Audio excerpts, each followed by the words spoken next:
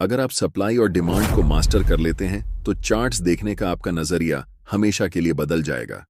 इससे आप सिर्फ प्रॉफिट ही नहीं बल्कि बड़े बड़े प्रॉफिट भी कमा सकते हैं। इस वीडियो में हम आपको यह सब चीजें बताने वाले हैं। अगर आप सप्लाई और डिमांड को सच में मास्टर करना चाहते हैं तो मेरा आपसे एक रिक्वेस्ट है कि वीडियो के किसी भी पार्ट को स्किप न करें। इस पूरे वीडियो में हम आपको बताएंगे कि सप्लाई और डिमांड क्या होता है, आपको इसे क्यों ट्रेड करना चाहिए, आप कैसे चार्ट्स पर सप्लाई और डिमांड जोन को ड्रॉ कर सकते हैं, और फाइनली आप इसे कैसे ट्रेड कर सकते हैं, एंट्री कैसे लेनी है और एग्जिट कैसे करना है। वीडियो के अंत में मैं आपके साथ मेरा खुद का तरीका शेयर करूंगा जिससे मैं सप्लाई और डिमांड को ट्रेड करता हूं, ताकि आप जान सकें कि मेरी स्ट्रेटजी क्या है। तो चलिए वीडियो शुरू करते हैं, जहां सबसे पहले हम basics of supply and demand जानेंगे। सप्लाई और डिमांड क्या है? बेसिकली सप्लाई और डिमांड एक एग्रेसिव सेलिंग और एग्रेसिव बाइंग होती है, बस इतना ही। एग्रेसिव बाइंग और एग्रेसिव सेलिंग हमें बताती है कि बड़े लोग या बिग बॉयज कहां पर मार्केट में इंटर कर रहे हैं और कहां से एग्जिट कर रहे हैं, और बिग बॉयज प्राइस को किस डायरेक्शन में पुश कर रहे हैं। कैंडलस्टिक पैटर्न को ध्यान से देखो। ये बड़े रेड कैंडल हमें बताते हैं कि यहां पर एग्रेसिव सेलिंग हुई है, यानी कि यहां बड़े वॉल्यूम्स और बड़े मोमेंटम शामिल हैं मार्केट को नीचे लाने में। अब नेक्स्ट चार्ट पर ध्यान दें। आप यहां देख सकते हैं कि यहां पर एग्रेसिव बाइंग हुई है, जिसका मतलब है कि बिग बॉयज बड़े वॉल्यूम और बड़े मोमेंटम के साथ प्राइस को ऊपर ले जा रहे हैं। इन्हीं दोनों चीजों को आपको देखना चाहिए जब आप सप्लाई और डिमांड को ट्रेड कर रहे होते हैं, क्योंकि ऐसे मोमेंटम हमें बताता है कि स्मार्ट मनी कहां पर मार्केट में एंटर कर रही है, मार्केट को किस डायरेक्शन में ले जा रही है और मार्केट से कहां पर एग्जिट कर रही है। और अगर आप छोटे छोटे कैंडलस्टिक्स को देखते हैं तो इसे सप्लाई और डिमांड एरिया नहीं समझना चाहिए। ये सारे स्मॉल कैंडल मार्केट के छोटे छोटे क्यूट बेबीज हैं, और ऐसे कैंडल के साथ न तो ज्यादा वॉल्यूम होता है और न ही मोमेंटम। आपको सप्लाई और डिमांड क्यों ट्रेड करना चाहिए? पहले मैं आपको बताना चाहता हूं कि मैं सप्लाई और डिमांड को क्यों ट्रेड करता हूं। हम उन लोगों के साथ ट्रेड करना चाहते हैं जिनके पास बहुत सारा पैसा है, जिसे हम स्टॉक मार्केट की भाषा में स्मार्ट मनी कहते हैं। और मैं भी बिग बॉयज स्मार्ट मनी को फॉलो करके प्रॉफिट बनाना चाहता हूं। सबसे अच्छा तरीका जिससे आप पहचान सकते हैं कि मार्केट में स्मार्ट मनी कब इंटर कर रही है और कब एग्जिट कर रही है, वह है चार्ट्स पर सप्लाई और डिमांड जोन को पहचानना। जब मार्केट में प्राइस बड़े बड़े रेड कैंडल्स बनाते हुए नीचे की ओर जाती है, उसे हम सप्लाई जोन कहते हैं, और जिस लेवल से प्राइस बड़े बड़े ग्रीन कैंडल बनाकर ऊपर की ओर बढ़ती है, उसे हम डिमांड जोन कहते हैं। हम सिर्फ चार्ट पर बड़े मोमेंटम वाले कैंडल्स को देखेंगे जो हमें बताते हैं कि बिग बॉयज या फिर स्मार्ट मनी मार्केट में प्रवेश कर चुकी है। इस बात को हमेशा याद रखें कि हम रिटेल ट्रेडर्स हैं, और मार्केट के बड़े प्लेयर्स के मुकाबले हमारे पास बहुत कम पैसे होते हैं। इन बड़े प्लेयर्स के पास 500 करोड़, 1000 करोड़, 2000 करोड़ जैसी बड़ी रकम होती है। चार्ट्स को ध्यान से देखो।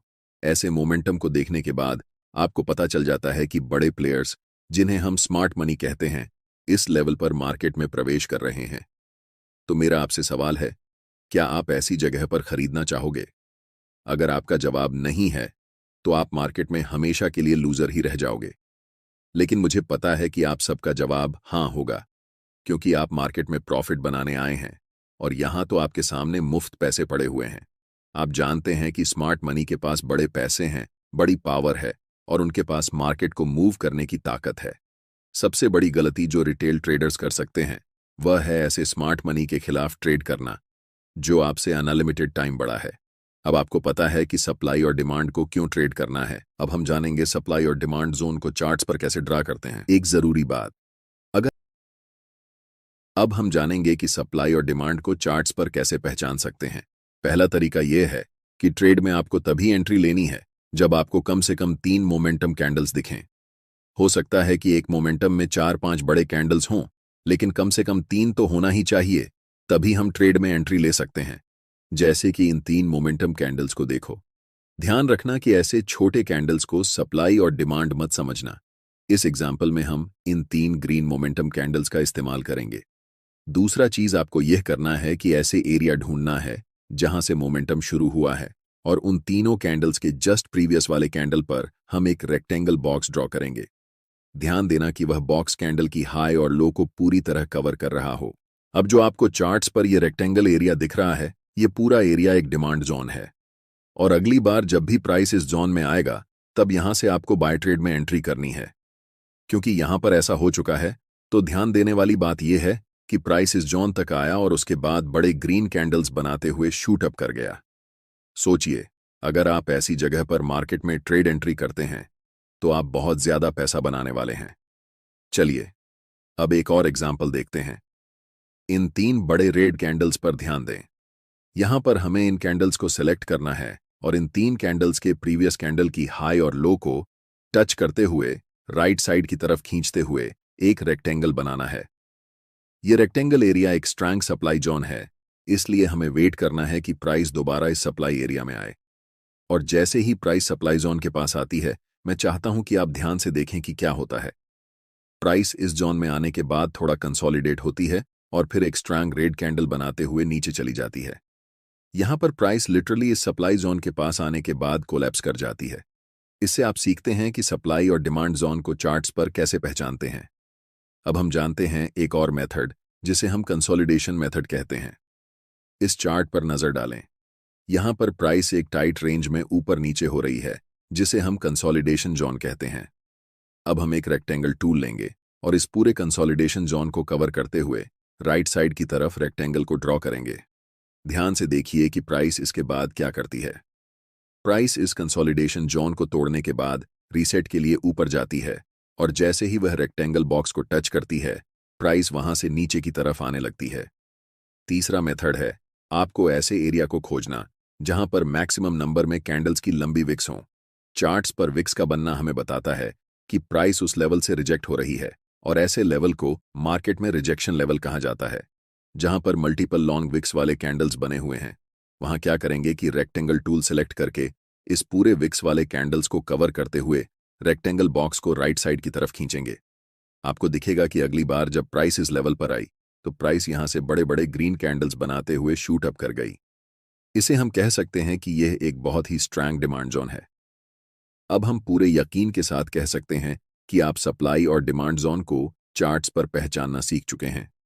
इसके बाद यह बेहद जरूरी है कि आप ये जानें कि आप इसे कैसे ट्रेड करेंगे। इस चार्ट में हमने 3 बड़े ग्रीन मोमेंटम कैंडल्स को पहचान लिया है।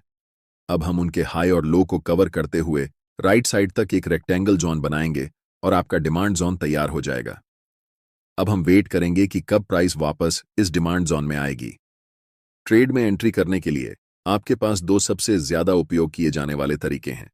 पहला तरीका है कि आप एक बाय लिमिट ऑर्डर प्लेस कर सकते हैं, ताकि जब भी प्राइस इस डिमांड जोन में आए तो ऑटोमेटिकली बाय ट्रेड में एंट्री हो सके। दूसरा तरीका यह है कि आप मैन्युअल बाय ऑर्डर लगा सकते हैं जब प्राइस इस लेवल पर आती है। हम ज्यादातर दूसरे तरीके को ही प्रेफर करते हैं, क्योंकि याद रखना चाहिए कि डिमांड जोन कितना भी स्ट्रांग क्यों ना हो, हमेशा यह चांस रहता है कि प्राइस उस लेवल को ब्रेक कर दे। अब हम वेट कर रहे हैं कि कब प्राइस इस डिमांड जोन के पास वापस आएगी। जैसे ही प्राइस इस डिमांड जोन के पास आती है या फिर उसे टच करती है, आपको तुरंत मार्केट में एंट्री नहीं लेना है। पहले मार्केट को कंफर्मेशन देने दो कि अब मार्केट ऊपर जाने वाली है। आप देख सकते हैं कि यहां पर एक 2G कैंडलस्टिक पैटर्न बना है और ये लंबी विक्स हमें बताती है कि प्राइस यहां से रिजेक्शन ले रही है।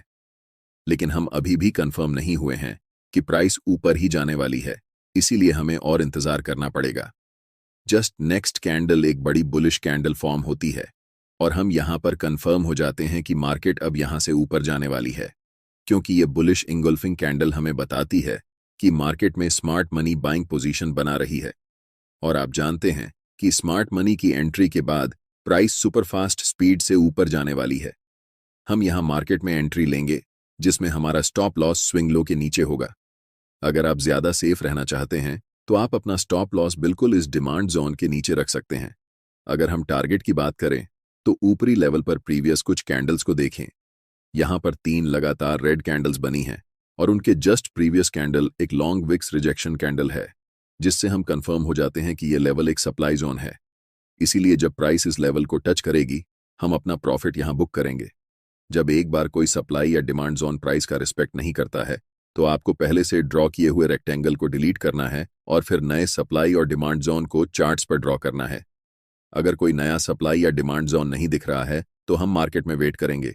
जब प्राइस इस लेवल से 3 बड़े ग्रीन कैंडल्स बनाती है तो हमें पता चलता है कि यह एक नया डिमांड जोन है।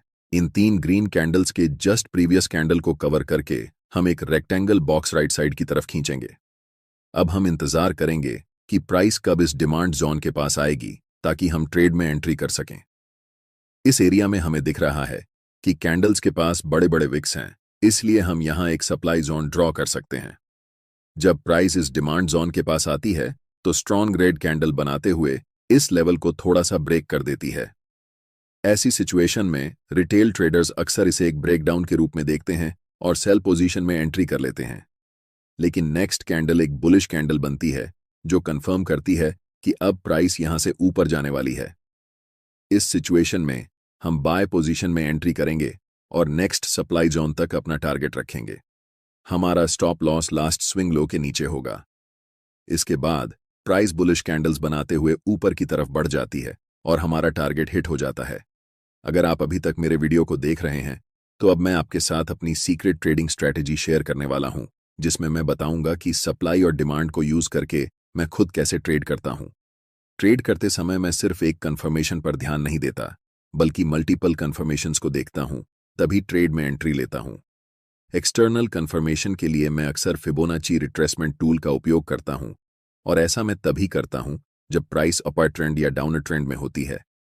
फिबोनाची टूल को कभी भी साइडवेज मार्केट में यूज नहीं करना चाहिए, और यहां एक अप ट्रेंड है, इसलिए हम फिबोनाची टूल को ड्रॉ करेंगे।